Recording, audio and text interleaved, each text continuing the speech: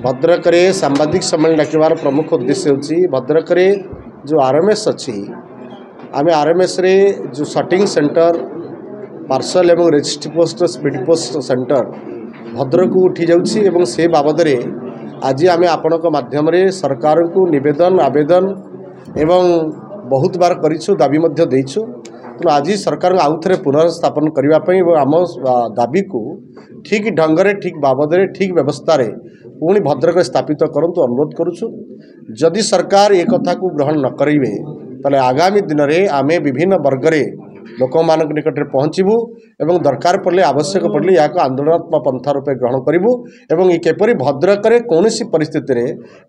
Bhadrak RMS उठेवा को दिज्व नहीं जे पर्यंत सरकार न शुणव से पर्यंत आमे ये दाबी को विभिन्न वर्ग विभिन्न स्थान में विभिन्न हिसाब से परवर्ती पर्यायर आम कमिटी सदस्य मान द्वारा आलोचना दी जहाँ निष्पत्ति ग्रहण कर माध्यम जनईदेव। दुख परितापर विषय अन्यान्य जिला मानक आरएमएस थिला बेले भद्रकरू चंचकता और विविध भाव उपाय अवलंबन करी राताराति एठू नहीं बालेश्वर एवं जाजपुर जोड़ीदेवा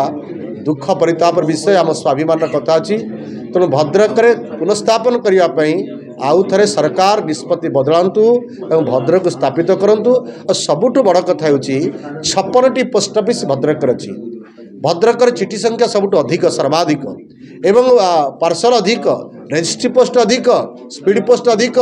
ये समस्त अधिक थिला बेले